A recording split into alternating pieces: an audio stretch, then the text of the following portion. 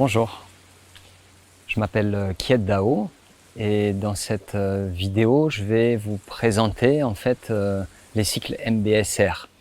Les contenus d'une part, un peu l'historique des cycles MBSR, ce que ça signifie MBSR, d'où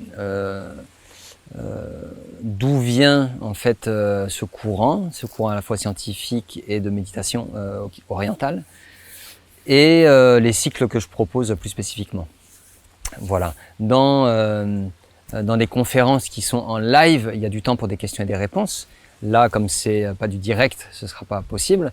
Mais il y a avant le démarrage du cycle, de toute façon, toujours un entretien en individuel et où il y aura la possibilité en fait de poser toutes les questions qui resteraient en suspens pour vous. Alors pour démarrer, je vais me présenter brièvement. Je pratique la méditation depuis plus de 20 ans et c'est pour ça que je suis ici devant la caméra avec vous. C'est parce que j'ai envie en fait de la partager. J'ai envie vraiment de transmettre le plus possible ce qui me semble et ce qui m'a été si précieux dans ma vie. C'est quelque chose que j'ai démarré à l'époque parce que il y avait beaucoup d'anxiété, d'émotions que j'avais du mal à gérer. Et donc pour moi la méditation ça a été un moyen en fait de m'apaiser. Donc il y a beaucoup d'entrées différentes au niveau de la méditation, il y a beaucoup de personnes qui viennent pour différentes raisons. Par moments ça peut être pour gérer son mental, gérer son émotion ou son stress quand on a beaucoup de choses à faire et qu'il y a énormément de stress. Donc il y a plein d'entrées différentes. Assez rapidement, je me suis rendu compte que la méditation se limitait pas à juste la gestion des émotions difficiles, mais était quelque chose de bien plus vaste. Et au niveau de la pleine conscience, c'est vraiment finalement la capacité qu'on a en tant qu'être humain, qu'on a tous en fait, à être présent à notre expérience. Ça peut paraître simple, mais en réalité, bien souvent, dans notre expérience, on est complètement ailleurs dans nos pensées. On peut être devant un magnifique paysage, comme ici, comme ce lac par exemple, et être ailleurs dans nos pensées de ce qu'on doit faire le lendemain, de ce qu'on n'a pas fait la veille, ou dans des ruminations, des choses qui tournent. Et la pleine conscience, c'est donc ce qu'on développe au niveau de cette méditation spécifique, c'est le fait de pouvoir revenir à une chose, revenir à son expérience. Donc c'est ça que je pratique depuis 20 ans, c'est de nourrir cette capacité-là. Alors quand j'ai rencontré le protocole spécifique MBSR, qui est en fait le format le plus présent en ce moment en France, autour de Christophe André, autour de toutes les recherches qui ont été faites au niveau de Mathieu Ricard, des recherches scientifiques, quand j'ai rencontré en fait ces cycles spécifiques, au début, j'étais un peu sceptique, honnêtement. Ça faisait déjà une quinzaine d'années que je pratiquais et j'avais un petit peu des craintes que c'était juste quelque chose à la mode, qu'il y avait quelque chose de très commercial derrière et qui allait pas très profond. Et du fait aussi de ma pratique de 15 ans, j'avais des hésitations à aller dans cette direction. Alors j'ai rencontré des gens en qui j'avais confiance et j'ai décidé de suivre en tant que participant un cycle de 8 semaines. Et après des lectures aussi à ce sujet, sur le cadre théorique qui était proposé, sur d'où venaient véritablement en fait ces cycles, je me suis rendu compte qu'il y avait en fait une profondeur à cette approche, qui est une double approche finalement. Il y a l'approche orientale de méditation qui date de plus de 2500 ans, et il y a l'approche occidentale des sciences, notamment des neurosciences, et aussi de tout l'aspect médical. Donc historiquement, ce cycle qui dure 8 semaines, ces cycles en fait ont démarré il y a une quarantaine d'années aux États-Unis. Le fondateur Jon Kabat-Zinn est un médecin. C'était un médecin donc scientifique et qui avait aussi une approche de méditation. Et donc c'est ces deux approches qui se sont mis ensemble pour créer ces cycles MBSR. Et donc depuis, il y a eu des milliers de personnes qui s'y sont formées, il y a eu plus de dizaines de milliers de personnes qui ont suivi ces cycles, et des milliers d'instructeurs de partout dans le monde en fait. Et de ce fait, on a la chance d'avoir des recherches scientifiques qui ont pu montrer clairement les bénéfices de 8 semaines de méditation, MBSR. Et donc ça, j'ai pu en faire l'expérience en tant que participant, mais aussi depuis le moment où j'ai commencé à enseigner ces cycles-là, j'ai suivi la formation en tant qu'instructeur, j'ai commencé à enseigner et j'ai constaté la puissance en fait de cette approche. Donc j'aimerais partager avec vous quelques bénéfices en fait de ces cycles. Donc là, il y a des témoignages directs des personnes qui sont venues à mes cycles. Il y a différentes choses, notamment des personnes qui sont venues assez anxieuses ou assez stressées. Je pense vraiment à une personne en particulier qui, au bout de 8 semaines, arrivait à gérer ses crises d'angoisse. Et où même si les crises arrivaient, elle était en capacité de les traverser de manière beaucoup plus paisible. Je pense à une autre personne qui a une maladie chronique et qui a du coup des douleurs en continu. Et ces douleurs prenaient tout l'espace dans sa vie. Et la méditation de pleine conscience et ces cycles en particulier montrent et pointent du doigt des directions très claires sur comment gérer ça en fait. Comment gérer la douleur quand elle est là tout le temps et comment réussir à mettre son attention ailleurs et que finalement la douleur prenne pas tout l'espace. Après, il y a des choses aussi tout simplement dans la vie qui passent complètement inaperçues et c'est dommage. On peut passer toute la vie à respirer et on s'en aperçoit pas. Et c'est seulement quand la respiration va mal ou on a un problème respiratoire qu'on s'en rend compte à quel point c'est précieux. Donc ces cycles, ça sert à ça aussi, c'est à pointer du doigt les choses précieuses de notre vie, de notre existence et en profiter. Ce serait dommage de passer 1 heure à faire à manger et finalement quand je mets ce repas, ces aliments dans ma bouche, eh ben je les goûte pas vraiment. Je suis ailleurs dans ma tête.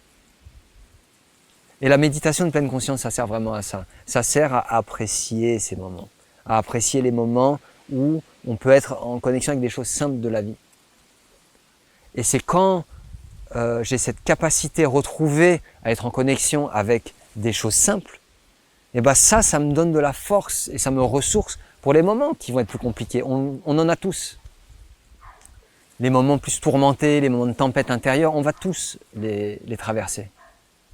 Et la question là, c'est pas comment je fais pour éviter la tempête, c'est comment je la traverse. Comment je vais être en capacité de la traverser. Quelles sont les ressources que je vais pouvoir utiliser pour traverser la tempête. La spécificité, je dirais, des cycles MBSR, et c'est ce qui m'a en fait interpellé, c'est justement qu'on ne sort pas de son quotidien pour aller méditer. On ne vient pas dans un lieu en pleine nature pour se déconnecter de son quotidien, mais à l'inverse, on apprend à comment intégrer la méditation dans sa vie de tous les jours. Et donc, il ne s'agit pas de sortir de son quotidien, mais plutôt de faire l'inverse. Et donc, au niveau des cycles eux-mêmes, on se retrouve pendant 2h30 par semaine. Donc, dans les cycles en ligne, ça se passe en ligne. 2h30 par semaine en groupe. Et ensuite, pendant toute la semaine, c'est des pratiques en autonomie. Donc, des pratiques en autonomie où, bien sûr, à la fin de chaque session où on se retrouve ensemble, je donne des indications. Je donne des indications sur qu'est-ce qu'on va explorer. Donc, il y a des méditations qui sont guidées, que je vous envoie, et où vous pouvez suivre cette méditation de manière autonome. Et après, il y a des thèmes d'exploration. Par exemple, qu'est-ce qui se passe dans une situation où je me sens stressé? Qu'est-ce qui se passe en moi, dans mes sensations physiques, émotionnellement, quand il y a une communication difficile avec une personne? Que ce soit au travail, que ce soit avec dans l'intimité de la famille. Voilà, dans tout ce qui finalement se passe dans ma vie, j'utilise cette matière vivante qui est finalement ma vie pour explorer. Et pour explorer finalement, qu'est-ce qu'on fait? Eh bien, on revient, on utilise la méditation de pleine conscience pour revenir à l'instant présent. Parce que c'est grâce en fait finalement à cette capacité qu'on a à être présent qu'on va pouvoir explorer de manière plus précise nos fonctionnements. Et donc on va peut-être tout d'un coup découvrir un fonctionnement qui avant nous amenait dans des directions mais de manière un peu, je dirais, instinctive, de manière réactive. Quelqu'un nous dit quelque chose à notre travail et on va réagir de manière, par exemple, avec de la colère. Ouais. Et ça, c'est des fonctionnements qu'on peut avoir dans nos vies dont on ne se rend pas nécessairement compte et qui finalement nous contrôlent et nous amènent dans des directions qu'on ne choisit pas intentionnellement. Alors du coup, prendre un moment où il y a la possibilité de conscientiser ça, ça va nous permettre de faire des choix. Et donc il y a ce moment où, dans la méditation, je vais me rendre compte de certaines choses, mais de manière plus importante, dans la semaine qui va se passer en autonomie, je vais me rendre compte de certaines choses aussi, de mon fonctionnement. Alors il y a des choses, ça va me convenir. Je vais me dire, oui, en fait, là, comme je réagis, ça me va très bien. Ça ne me pose pas de difficultés particulières. Et au contraire, il y a des choses où je vais me dire, ah ouais, en fait, là, dès que cette personne-là arrive dans la pièce, en fait, je me sens tout contracté et je décide de partir. Ouais, il peut y avoir des fonctionnements comme ça. Mais c'est pas que j'ai envie de partir de cette pièce. C'est que tout d'un coup, je me sens contracté, il y a une peur qui arrive, par exemple, et ça me fait faire des choses dont j'ai pas en fait profondément envie. Ça m'empêche aussi de faire d'autres choses. Et donc on va explorer comme ça les choses de notre quotidien, nos fonctionnements, qui parfois nous limitent en fait dans notre vie. Et quand on va découvrir ces fonctionnements qui nous limitent, on va petit à petit voir qu'est-ce qui est possible de mettre en place avec la méditation qui nous permettrait de plus nous déployer, de sortir un peu de ces cadres imaginaires qui nous enferment dans des prisons dont on n'a plus besoin en fait. Voilà, donc vous avez bien compris, j'espère, que la méditation, c'est pas simplement je reviens à ma respiration, je reviens à ma respiration, je reviens à ma respiration. Ça, c'est, je dirais, c'est un bon début.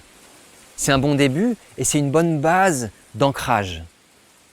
C'est une base excellente d'ancrage qui va nous permettre ensuite d'explorer tout le reste de la vie. La totalité en fait de notre vie quotidienne. Ce serait dommage de limiter tout le chemin de méditation au moment où on est assis immobile de manière formelle. C'est-à-dire peut-être une demi-heure par jour, peut-être parfois 1 heure par jour, parce qu'après il reste quand même 23h30 ou 23h. Et donc si dans la méditation on nourrit certaines choses, et dans les 23 heures qui restent dans notre journée, on nourrit l'inverse, vous voyez bien au niveau de la proportion, ça va poser problème.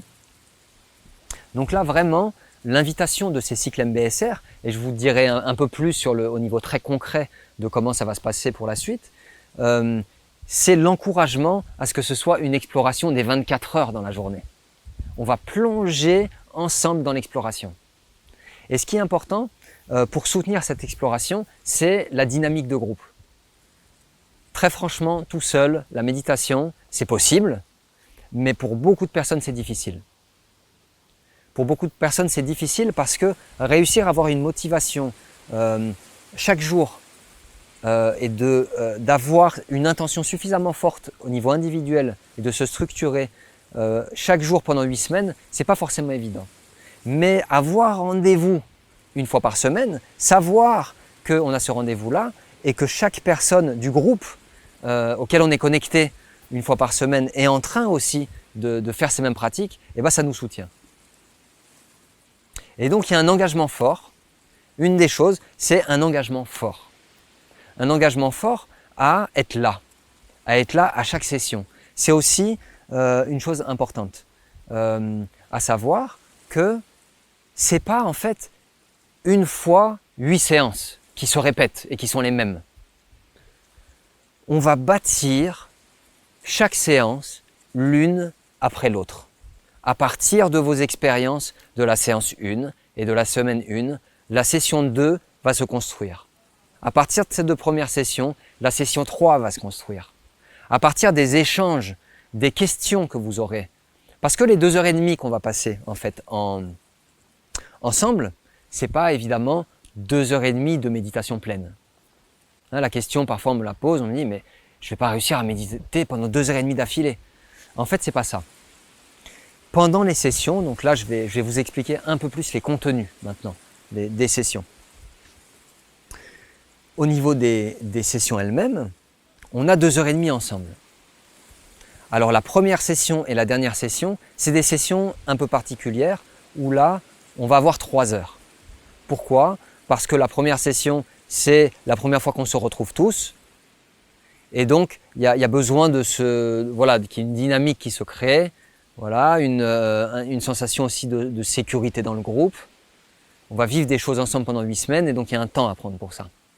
Et la dernière session, vous le comprendrez bien si vous suivez le cycle, il y a eu tellement de choses qui ont été partagées au bout de 8 semaines qu'on ne peut pas clôturer en 2 heures ou 2h30. On a besoin d'un temps vraiment où on prend le temps pour ça. Mais sinon, c'est 2h30. Et pendant les 2h30, je dirais il y a une bonne moitié où c'est de la pratique.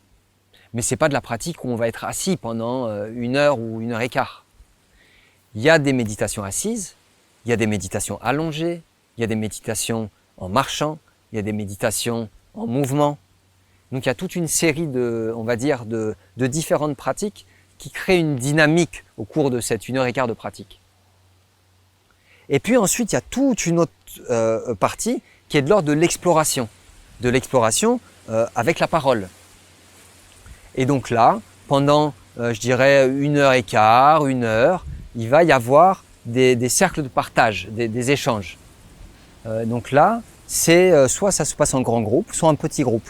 Donc il y a maintenant cette possibilité en ligne de diviser en petites salles les personnes par 3 ou 4 personnes où on va être dans l'exploration de certains thèmes. Qu'est-ce qui se passe par exemple dans mon quotidien quand il y a de la colère?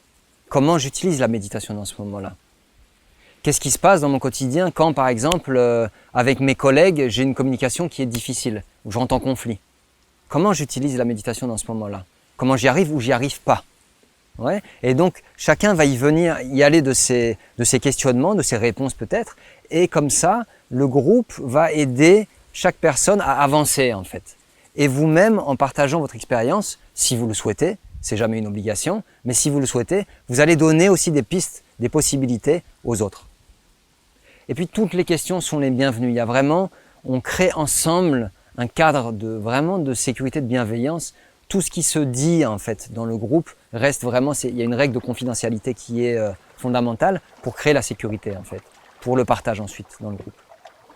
Une des choses essentielles dans les 2h30, ça va être la pratique. Ça va être la pratique, pourquoi?